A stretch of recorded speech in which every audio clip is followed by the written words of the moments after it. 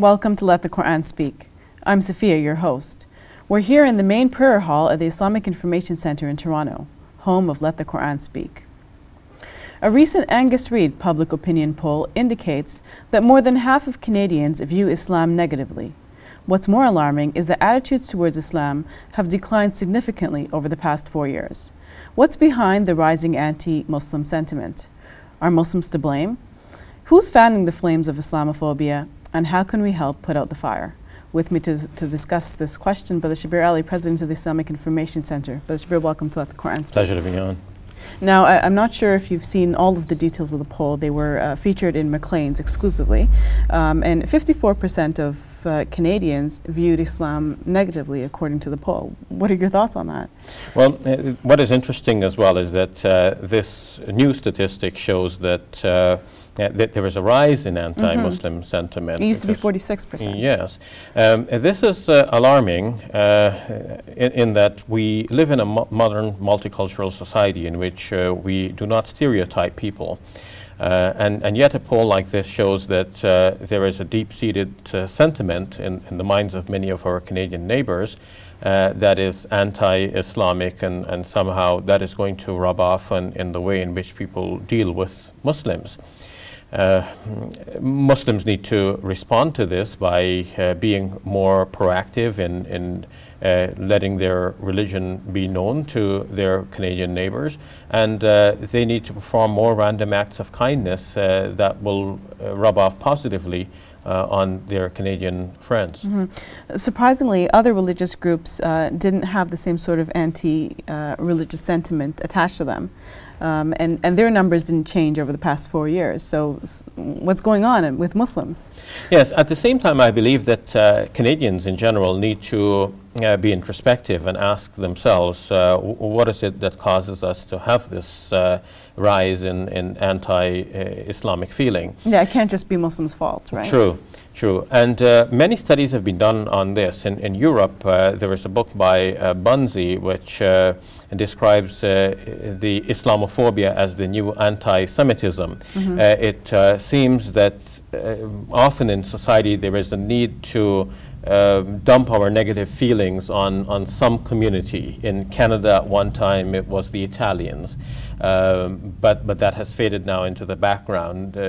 Now it's Muslims, and in Europe also, according to that book, at one time it was anti-Semitism, and now it's Islamophobia. So people need somehow to blame some group or some minority for the woes of the world.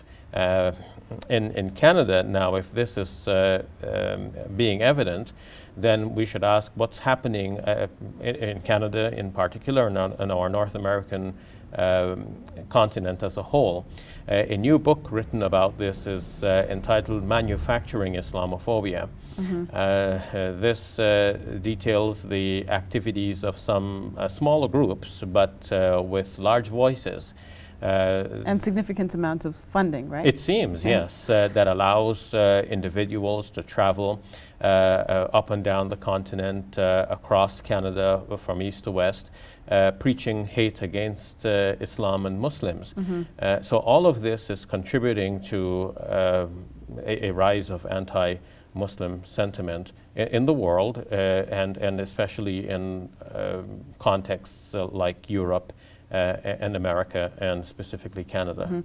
What about public discourse? Do you think politicians also have a responsibility in terms of, and not just politicians, but public officials, in terms of what they say about Islam?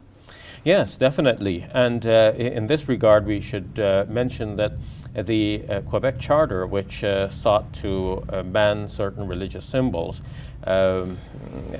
had a sort of effect in the rise of anti-Muslim sentiment as well, because when we have people in such public capacity, such important leaders speaking in this vein, naturally the sentiment will rub off on Canadians in general. And we should add that often when it is said that we want to ban religious symbols, this may be promoted as something that is going to affect everyone, whether Muslim, Christian, or others.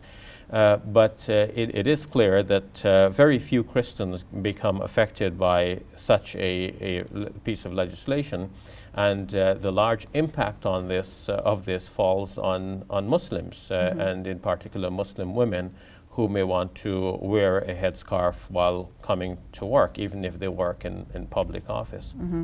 And I guess we should point out that the vast majority of Muslims just want to live here peacefully, enjoy their life, you know, enjoy their families, that sort of thing. Yes, Muslims are like anybody else. Muslims want to have a good life. They want to have a good job, a good education that leads up to acquiring a good job.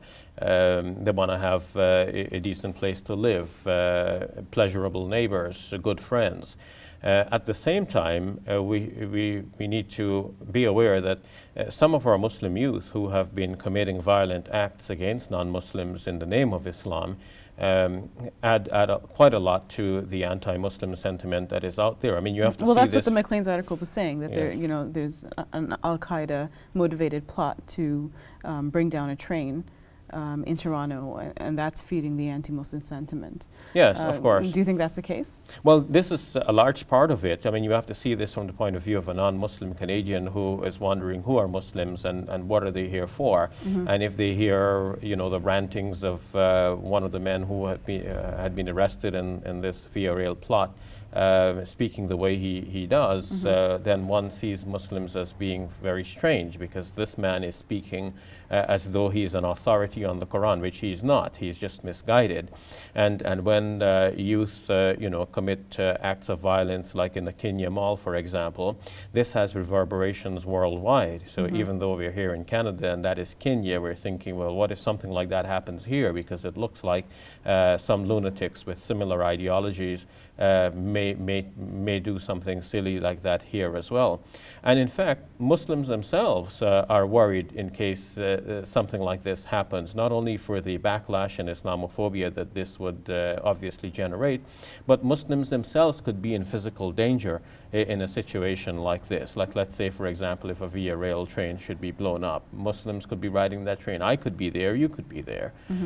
So this is something that we all have to be aware of, and the Muslim leadership needs to take hold of the reins of Islamic teaching and make sure that whether on the internet or anywhere else, the voice of Islam for peace and harmony is very loud and clear, and this is clearly based on the classical exposition of the Islamic faith. It's based on the documents that are the heart of our faith, the Quran, and the life example of our Prophet Muhammad, peace be upon him. Now, the McLean's article also pointed out another case, and they pointed out the fact that Muslims are asking to testify with the face veil, in the courts. And the McLean's article is suggesting that Muslims are perhaps overreaching, and this is causing a backlash, anti-Muslim sentiments as a result of that. Yes, Muslims wanting to be righteous and pious and want to do everything pleasing to God may sometimes go to extremes in applying things which are known from the Islamic tradition, but they were never deemed to be an absolute requirement.